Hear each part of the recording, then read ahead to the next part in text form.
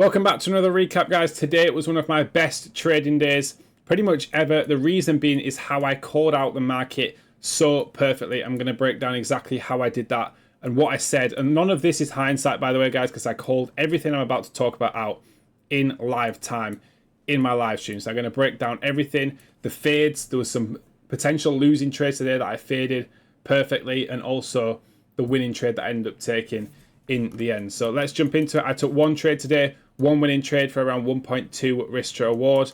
So let's jump straight into what we were looking at market open. So when I opened the charts on this particular day, we were left with two clear draws on liquidity. We had this data low and we had these equal highs. Now you might think they don't look very significant, but if you actually go into the 4 hour here, you can see that these equal highs are perfect equal highs leading up to an unfilled 4 hour fair value gap. Now this is such a strong draw on liquidity. So coming into the day, this was my main draw. You might be thinking, well, what about the data low? And I pretty much faded the data low the entire day. This hourly was my condition. So the second we blasted through this hourly, I would have forgotten about these data lows. And the reason for this is just simple market structure. Look on the higher time frame right here. We have just swept out a low inside of a fair value gap, inside of a 4 hour and an hourly fair value gap, and that is what was swept by the data low. Right, we had the manipulation leg with the data low, and then we have pushed bullish since. So we're delivering from a high time frame gap with this data low. I will never truly call a data low protected. However, this is still extremely high resistant, and if you just look at how this first hourly candle prints, or even how the first 15-minute candle of the session prints, you can see clearly that the bias today is bullish. We've blasted through this hourly. We're now inside of this 4 hour, but what can I do here? I can really anticipate, here we go, I can really anticipate this 4 hour gap being broken here, just simply due to this super strong reaction from the 4 hour and also the bullish bias on the higher time frame as well. So this leads me on pretty much perfectly to the first setup. So we had a short position out of this 4 hour fair value gap, and you'll already know based on what I've already said, shorts here were really quite bad. Look how we are pumping up here. It is completely against the high time frame narrative. If there were to be a definition of a pattern trade, it would be taking shorts out of this 4 hour gap. In my opinion, it just makes no sense. And if you actually look at ES here, look where ES is here. So we don't have a 4 hour gap on ES, and we only have an hourly. We have low resistance above, and ES is ripping through this hourly. Exactly the same sweep on ES. So the data lows swept the lows on ES. Again, same thing on NQ. All we have above is low resistance liquidity. Low resistance liquidity here, stacked highs here as well, tilted liquidity there. So we have so much buy side liquidity resting above. So I'm just so clearly bullish at this time, and there's no way I'm going to be taking shorts out of here. And all of this was said in live time. I called out the exact thing here when we got to this potential 1 minute short. I first of all said, even if you want to be bearish here, you have to wait for that 3 minute to break. This is the problem here. You're going to get caught up thinking, okay, we have to trade to this unfilled 5 minute. We absolutely don't have to trade to this unfilled 5 minute here. If you look how bullish we are, we've already bounced out of a 4 hour gap. Price does not need to trade back to this 5 minute here. We're already super bullish. As you can see, we inverse the 3 minute, and then what happens? It just gets absolutely wrecked. And I was not surprised about this at all. I'd already made a short actually about this, saying to avoid losing trades like during this candle before it even lost. Like, I was very confident this trade was going to lose, which, to be honest, leads us on to this setup. I do not think this potential 1 minute long was bad. I just didn't like the fact that how we were so high here and we didn't have a very nice retrace. So that was a potential setup, but let's jump into the trade that I actually took. So I want to cover some source there as well, and because I think fading setups like that is just as important as catching the winners. So one thing to note here, when we started having our pullback here, ES gave us a massive bearish SMT at these highs, as you can clearly see. So we ran all the trend line, we had this huge bearish SMT, so we swept these highs. We had not swept them highs on NQ. So now if we go back to NQ, of course I'm still bullish, right? We have that SMT, but I'm still high time frame bullish here. That's not going to change anything just because we swept high on ES, sorry. So the next thing I'm saying here is we need to be looking for that continuation long. As you can see here, we start to stack up liquidity here, and this is good. You do not want to see these highs sweeping each other. You want to see them stacking up to give us that low resistance liquidity for us to later get that pullback and then target all this low resistance liquidity.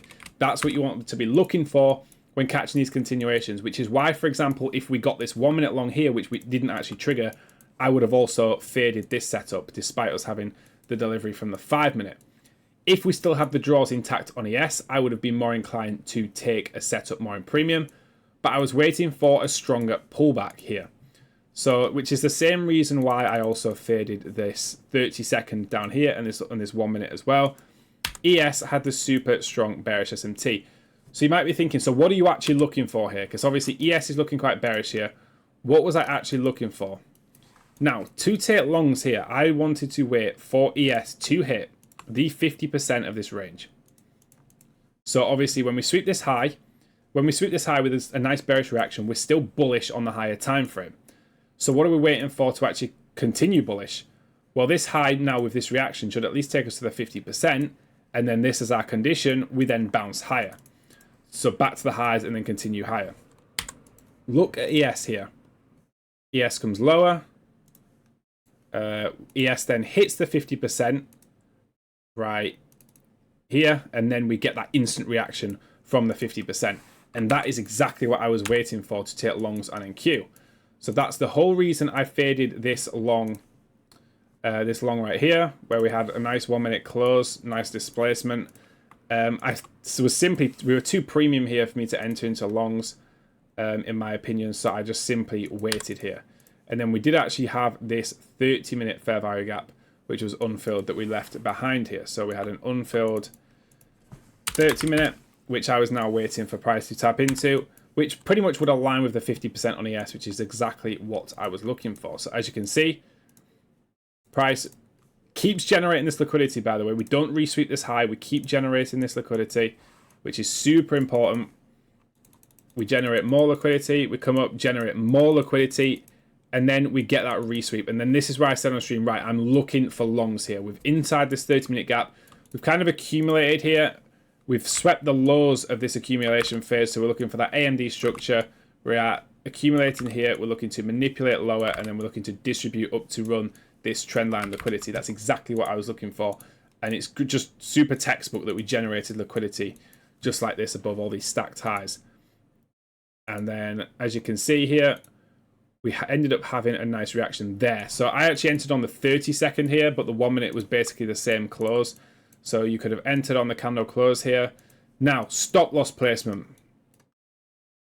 We do not have a change in the state here. This 1 minute change in the state would have been closing above this high, because you see that series of down close candles that took us into this 30-minute fair value gap was from here to here. So I needed to wait for a close above that for a change in the state. So I had my stop loss at this low that should be protected. Obviously, this low has delivered from this high resistant low.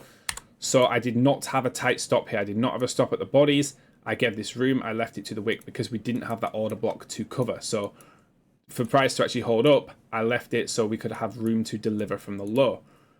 And as you'll quickly see, this saved me massively here. As you can see, 1.2 risk towards the high of the trend line liquidity. I sat through all this drawdown. We then came back down, hit the low. We still respected the order block, but we then hit the low of the order block, respected the wick. And then eventually when I knew that when we got this displacement out of here, that this would potentially take us to full TP. So I went to break even when we closed above this high, as we should not stall when we have started running this trend line. And then, as you can see, price ran on to full take profit there absolutely perfectly. But as I said at the start, guys, absolutely nothing of what I have said in today's video is hindsight. I said all of this in live time. I do free Discord live streams every single Monday, so if you do want to be a part of them, make sure to join my Discord. Let me know in the comments how you guys got on today. If you have any questions about the day, join my Discord and drop me a message, drop me a private message on that, or even ask in the trading chat, and I will get back to you guys. Hopefully everyone understands this. Hopefully this is super clear. I mean, it was a very, very important day. Remember, you have to avoid the losses, because it's great taking this win, but if you're taking this loss as well, which is unnecessary, it's a break-even day instead of what should have been a nice green day. So hopefully everyone's learned something today. Make sure to subscribe for more free educational content, and I'll see all of you guys in the next video.